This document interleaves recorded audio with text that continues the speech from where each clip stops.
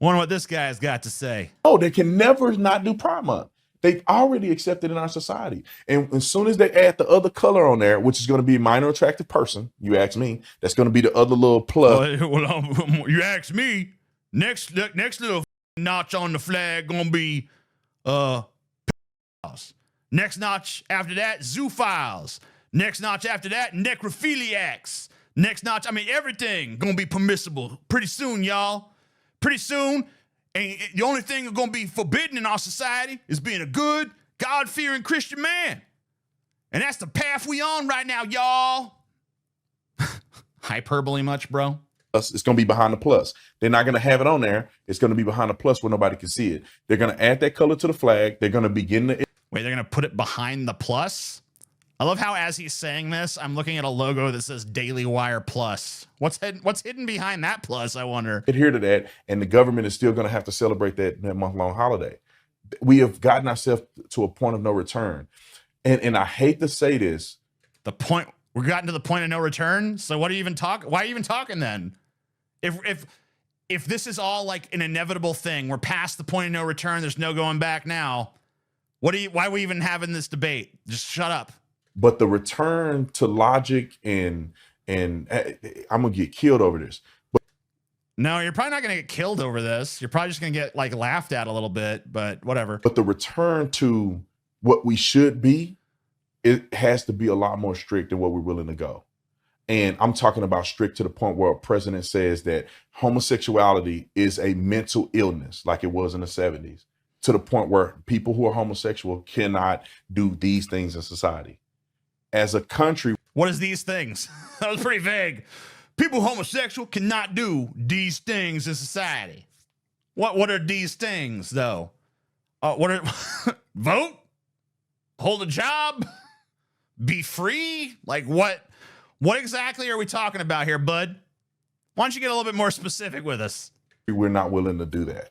If we were willing to do that. But what do you mean can't do these things in society? Like meaning that marriage is between a man and a woman. Marriage. So if you're gay, you can be a civil union, but it's not going to be marriage. Yeah, I wanted you to qualify it because then someone would take that clip and be like, he is saying. Yeah, I'm glad that, you know what? Credit where credit's due. I'm glad Candace Owens asked a follow-up question that was actually worth something to me. Thank you, Candace. Saying that gay people cannot go to the grocery store. No, that's completely stupid because nobody really know if you're gay. You got the gay on your forehead. Like, no, most people want to know you're gay, but it's like these institutions where they want to be validated in is not a real thing. You're homosexual, you have a mental illness, it should be treated as such. Do we prevent people with mental illness from getting married? Is that a thing I wasn't aware of? You have a mental illness, you're not allowed to get married. What? That's not how we treat people with mental illness. Transgender, you're dealing with gender dysphoria. That's a mental illness. You need to be treated as such. They are. I mean, it's not a mental illness, but they're treated for it. They're treated for it with gender transitioning. That's the treatment. You guys don't like the treatment. The treatment makes you uncomfortable. Those things are not. I mean, is the fact that conservatives are not comfortable with the treatment for gender dysphoria a good enough reason not to treat people with gender dysphoria? I kind of don't think so. Celebrated, they're treated. And it's going to be hard to kind of put that on society today. Just imagine if the Supreme Court overruled or overturned gay marriage. Maybe they would burn. I think that it's going to happen. Unfortunately, it's probably going to cause the conservative party the struggle, but it's going to happen. Affirmative action was one of them. And the next thing is going to be gay marriage because it's not protected. It's not the same as marriage between a man and a woman of different races. Gay marriage is something different. Yeah. And it wasn't so different in the time when interracial marriage was banned, though, was it?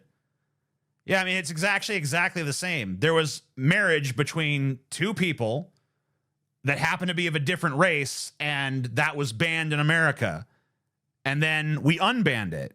Marriage is not some sort of like existent thing that humanity has meddled in. It's something we made up in the first place. We made up marriage. Marriage is an institution created by human beings, and therefore human beings can define it. There was once upon a time when marriage was only between people of the same race. We changed that. Then there was once upon a time where marriage was only between people of different sexes. We changed that. We're allowed to do that. We're allowed to change something that we made up in the first place. Okay? Okay. Just so we're all clear on this. We have to be so harsh if we want to get back to what's right. And I don't think we're willing to do that. I think you probably are willing to do that, but I just don't think the political capital exists for you to pull it off at this point. Now, the Supreme Court might just unilaterally do it, but like you said, I think that would have a pretty negative ripple effect among Americans who would start to probably view the right wing in this country as being overly radical, which I think a lot of them already do.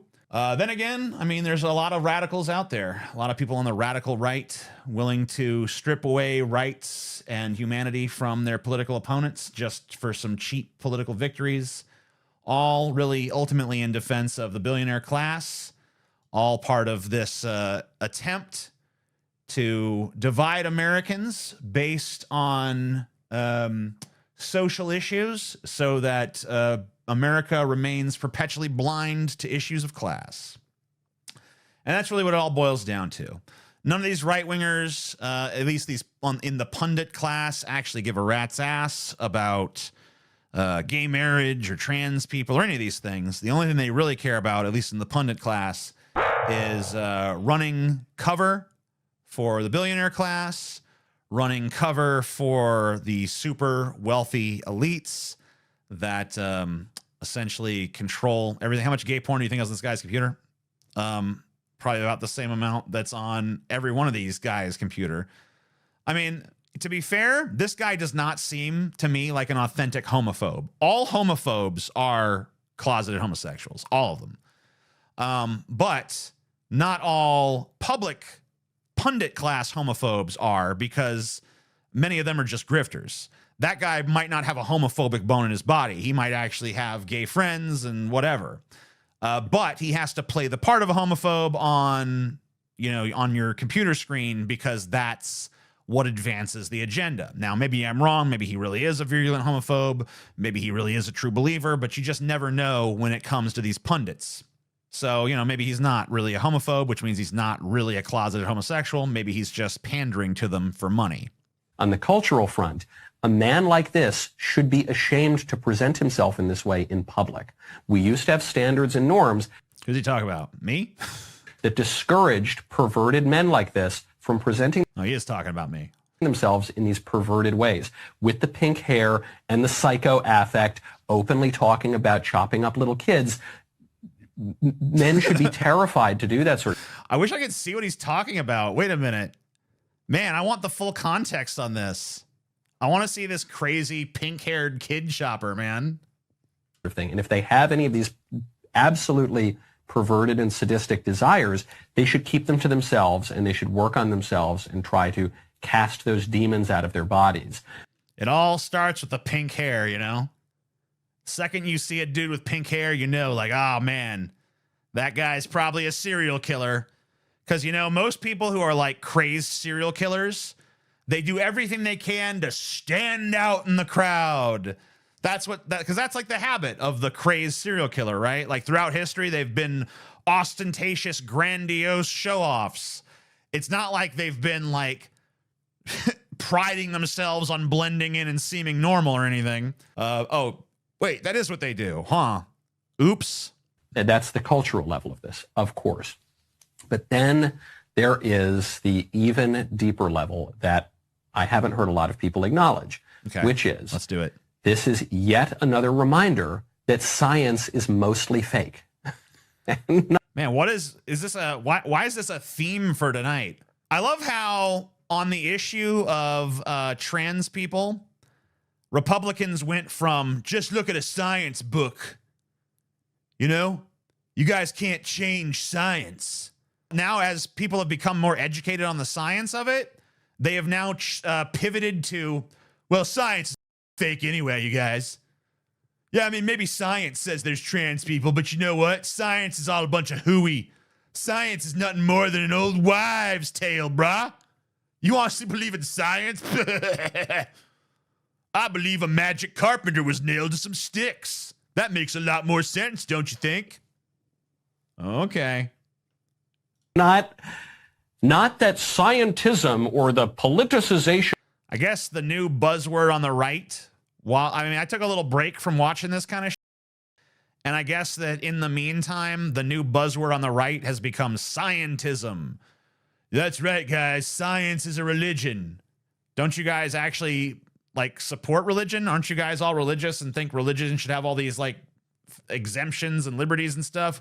I love how all of a sudden, when they decide that science is a religion, all of a sudden they agree with all of my criticisms of religion. Oh, man, you're not allowed to question. Oh, man, it's just a bunch of faith hooey.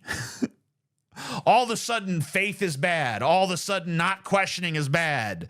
The moment that they decide, based on nothing, that science is just another religion. But meanwhile, their religions that actually have those features somehow remain good. It's so you're going to criticize science, which is not a religion, for being a religion, but you're not going to criticize religion, which is, in fact, religion. Weird. Of science or whatever other squishy language, the more... You motherfuckers talking about anyone else using squishy language is a laugh goddamn riot, bro. Who uses squishier language than you guys? Your language is squishy as hell. I haven't heard the word scientism in years and years, and now I've heard it a couple of times just tonight watching right-wing clips. You guys literally latch onto these words that you don't really understand, go around and just spew them everywhere until it catches on with the base, and then the base that you guys appeal to labels everything scientism for a couple of months until the term fizzles out, and then you move on to your next linguistic abomination. Centrist kind of people want to grant. But the whole endeavor of the scientific revolution, the premise of which is that reality is fundamentally physical, that is flawed. It's not true. Prove it. Prove it's not true. I mean, prove there's anything else. Demonstrate one iota of evidence for something beyond physical reality. Now, by the way, am I saying that it's impossible that there could be something beyond physical reality? Am I saying it's impossible that there could be some kind of ethereal or other realm? No, I'm not saying it's impossible. What I'm saying is that in the absence of any evidence to credibly think there is, it's nothing more than idle conjecture. We have no compelling reason to believe that such things exist in any way, shape, or form, because we've got no evidence to support the fact that they do. The modern scientific culture has given us certain nice things, but it's given us a lot of bad things as well, like transgenderism and transhumanism. I love it. I love how you could definitely find clips of this guy talking about transgenderism and being like, this transgender stuff is anti-science. It's anti-science. But now that he realizes that his base has caught on to the fact that it's not anti-science, he's pivoted to, well, science itself is a lie because there's an ethereal world beyond this world. But not only is he claiming, think about this, he's not only claiming that there is a world beyond this one, he's claiming that that world has dominion over this one and that he understands what its nature is and what it wants of us. Because there could very well be an ethereal realm that has no bearing on this one. There could very well be an ethereal realm that is somehow inferior to this one. There could very well be an ethereal realm that has dominion over this one, but has no problem with transgender people, or has no opinion whatsoever, is totally neutral on the subject. So not only is he positing the existence of this ethereal realm and he's also positing it has dominion over us, and that it agrees with his politics. How convenient. Who couldn't make that argument? Literally anyone can make that argument. Albert Fish could make that argument. He, in fact, did make that argument. Albert Fish, the cannibalistic, child-eating serial killer, believed that God approved of his activities. believed that what he was doing was actually this great spiritual thing. So anybody can make this argument because it doesn't require any evidence. Anyone can say, I've communed with God and he's told me, you know, what he wants of us, and then just happen to spew out their exact existent opinion. It turns out God feels the same way about every subject than I do.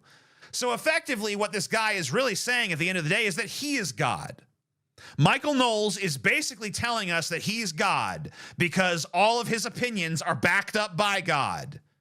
Well, isn't that convenient?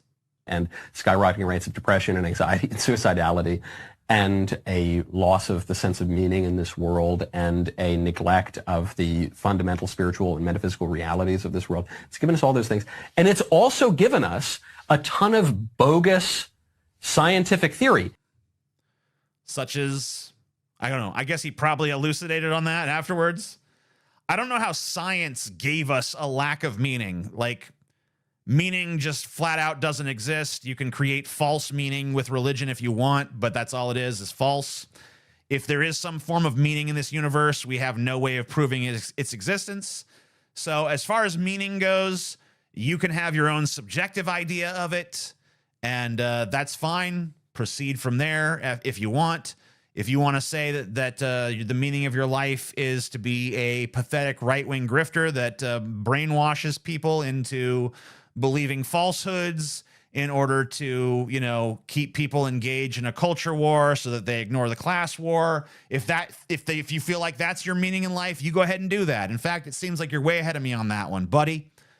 But I don't know. I don't think there is any really inherent meaning of life. I think the meaning of my life is to be a corrosive acid that destroys every single thing I touch. Unfortunately, it seems like I'm not corrosive enough because all of the things I've tried to destroy still remain. And yet, like the little engine that could, I'm going to keep on trying to tear this shit down until the day I die. And then hopefully others like me will rise up and take my place in the great cycle of tearing down.